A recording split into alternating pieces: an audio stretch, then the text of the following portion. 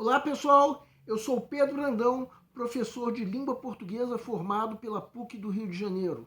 Começa agora mais uma videoaula do nosso canal Português Papo Cabeça. Em primeiro lugar, inscreva-se no nosso canal para não perder nenhuma das nossas próximas videoaulas e ative o sininho para receber todas as notificações.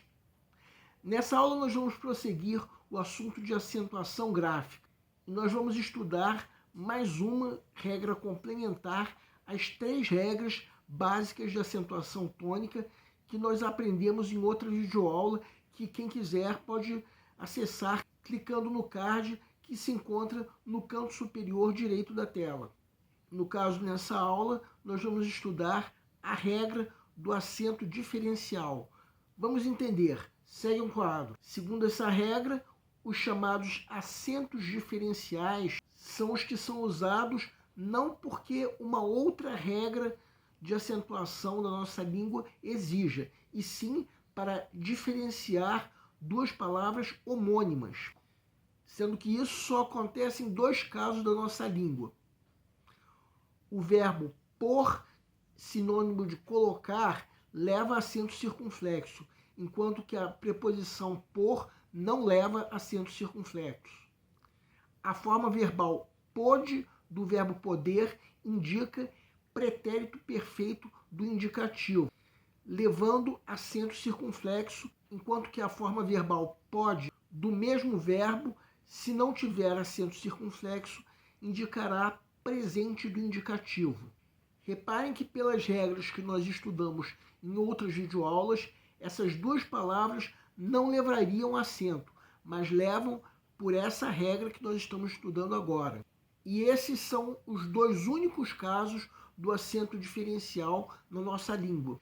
Antigamente havia o acento agudo diferencial na forma verbal para do verbo parar, para diferenciar da preposição para, que por sua vez não leva acento, mas esse foi um dos muitos casos que já foram abolidos da nossa gramática.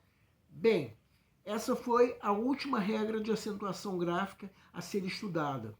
Na próxima aula de sexta-feira nós vamos fazer uma aula geral sobre esse assunto. Afinal de contas, para nós sabermos ao certo se uma palavra leva ou não acento, devemos considerar todas as regras que nós estudamos. E para encerrar essa aula, nós vamos comentar uma questão de concurso relativa ao assunto. Segue um quadro. Quadrix, professor de Educação Básica 2022. Por exemplo, a palavra soco pode ser transcrita foneticamente como soco ou soco. Se a forma verbal pode fosse escrita como pôde, seria mantida a posição do acento tônico, mas haveria alteração gráfica e semântica. Certo ou errado? Peço para que deem uma pausa antes de ser dado o gabarito. O gabarito é certo. Realmente, de acordo com a regra de acentuação que nós estudamos hoje, a forma verbal pode, sem acento circunflexo, indica presente do indicativo, enquanto que a presença do acento circunflexo indica pretérito perfeito do indicativo. Ou seja, houve alteração de tempo verbal, logo houve alteração semântica. Houve o acréscimo de um acento gráfico, logo houve alteração gráfica. E foi mantida a posição do acento tônico no sentido de que a sílaba tônica continua sendo a mesma. Bem, nessa aula nós estudamos a última regra de acentuação gráfica. Na próxima aula de sexta-feira, nós vamos recordar todas as regras que nós já estudamos e ainda vamos comentar uma questão de concurso. Aguardem!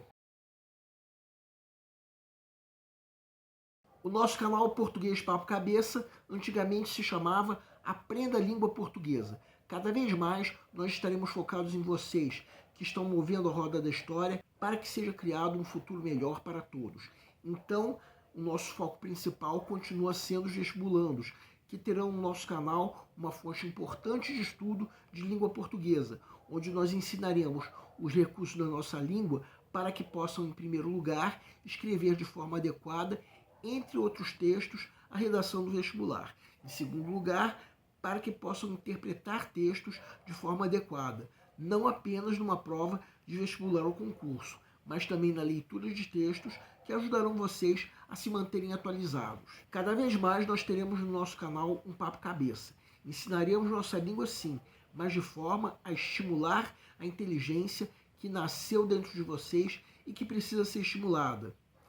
E a missão do nosso canal é melhorar cada vez mais. Então vocês podem usar tanto o nosso e-mail quanto a nossa fanpage do Facebook para fazerem qualquer comentário, elogio, crítica ou ainda reclamação sobre as nossas videoaulas. E vocês também podem usar tanto o nosso e-mail quanto a nossa fanpage do Facebook para pedirem para esclarecer qualquer dúvida que vocês tenham sobre a matéria. E nós agradecemos a todos vocês que estão assistindo nossas videoaulas. Em especial, nós agradecemos a todos vocês que estão compartilhando nossas videoaulas com outras pessoas. Muito obrigado porque vocês estão ajudando o nosso canal a ser feito. Pedimos ainda que deixem um like. Muito obrigado e aguardem a nossa próxima aula.